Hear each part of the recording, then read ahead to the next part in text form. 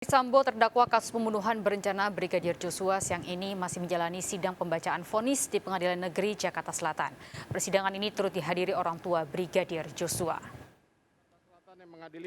Sampai saat ini Majelis Hakim Pengadilan masih membacakan amar putusan dari kasus pembunuhan berencana yang dilakukan terdakwa Ferdi Sambo. Ruang sidang utama Pengadilan Negeri Jakarta Selatan dipenuhi masyarakat yang ingin menyaksikan langsung persidangan terakhir. Ikut hadir orang tua korban yakni Brigadir Joshua yakni Rosti Simanjuntak yang datang dari Jambi ke Jakarta untuk menyaksikan pembacaan vonis pembunuh anaknya.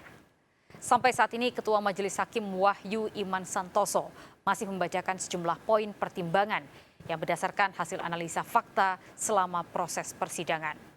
Selama proses persidangan, Ferdi Sambo total 53 saksi fakta, 16 saksi ahli dan 3 saksi meringankan dari pihak terdakwa telah dimintai keterangannya. Dan pemirsa, untuk mengetahui situasi terkini dari Gedung Pengadilan Negeri Jakarta Selatan, kita bergabung dengan Syafa Ati Suryo. Selamat siang Syafa, bisa diceritakan sejauh ini bagaimana jalannya sidang vonis Sambo saat ini?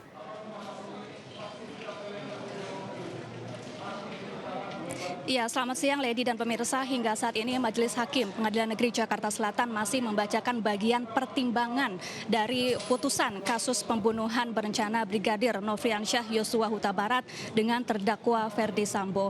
Pertimbangan hakim ini tentu didasari oleh dakwaan dan juga tuntutan jaksa yang sebelumnya pernah dibacakan jaksa pada persidangan-persidangan sebelumnya. Selain itu, dalam bagian pertimbangan ini, Majelis Hakim yang dipimpin oleh Wahyu Iman Santoso juga menerangkan keterangan-keterangan yang sebelumnya pernah disampaikan oleh para saksi yang pernah hadir di muka persidangan untuk menyampaikan keterangannya di Pengadilan Negeri Jakarta Selatan. Namun ada satu hal yang menarik ini yang menjadi poin penting dalam pertimbangan yang dibacakan oleh hakim sejauh ini sejak tadi sidang dimulai sekitar pukul 10 pagi waktu Indonesia Barat, yaitu hakim menekankan bahwa kecil kemungkinan korban Brigadir Nofriansyah Yosua Huta Barat melakukan tindakan pelecehan seksual terhadap Putri Chandrawati. Ini berdasarkan bahwa tidak ada kondisi stres maupun pasca trauma yang dialami oleh Putri Chandrawati pasca adanya dugaan pelecehan seksual yang dilakukan oleh Brigadir Nofriansyah Yosua Huta Barat. Selain itu, menurut hakim juga biasanya pelecehan seksual ini tidak akan terjadi jika ada relasi kuasa yang cukup kuat dan tinggi antara Brigadir Yosua sebagai bawahan dengan atasannya yang merupakan Jenderal Bintang 2 di institusi Polri. Selain itu, Lady dan pemirsa, ini tentu yang menjadi perhatian publik adalah terkait motif dugaan pelecehan seksual. Kita tahu sebelumnya jaksa dalam sidang tuntutan menyebutkan bahwa mengenai motif pembunuhan ini tidak lagi menjadi fokus utama karena bersifat individual dan juga subjektif serta tidak spesifik, sehingga jaksa hanya menitik beratkan untuk lebih fokus kepada untuk membuktikan apakah pembunuhan ini benar-benar pembunuhan yang dilakukan secara terencana ataupun secara spontan.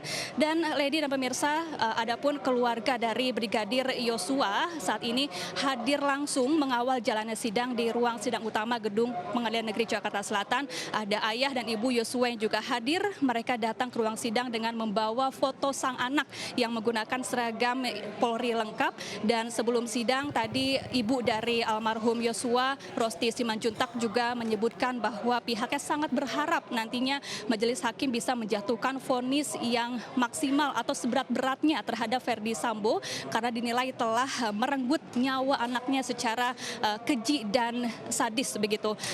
Dan nampaknya Lady dan pemirsa, kalau melihat dari tebalnya putusan halaman, rupanya kita masih harus lebih bersabar ya untuk menantikan seperti apa amar putusan nanti. Apakah nantinya Majelis Hakim akan menjatuhkan vonis sesuai atau persis dengan tuntutan jaksa yakni penjara seumur hidup, atau lebih ringan atau bahkan lebih berat dari tuntutan jaksa. Kita nantikan saja nanti. Sementara itu, selain itu yang juga menjadi perhatian publik, apakah nantinya Majelis Hakim akan benar-benar menggunakan pasal 340 KUHP yakni tentang pembunuhan berencana ataupun pasal 338 tentang pembunuhan biasa. Kita lihat nanti di amar putusan yang nantinya akan dibacakan oleh Majelis Hakim Pengadilan Negeri Jakarta Selatan. Sementara itu, Lady dan pemirsa, untuk persidangan persidangan putusan pada hari ini memang situasinya sangat berbeda ya jika dibandingkan dengan persidangan-persidangan sebelumnya, di mana jumlah massa yang hadir ke gedung pengadilan ini jauh lebih banyak. Kemudian pengamanan juga sangat diperketat,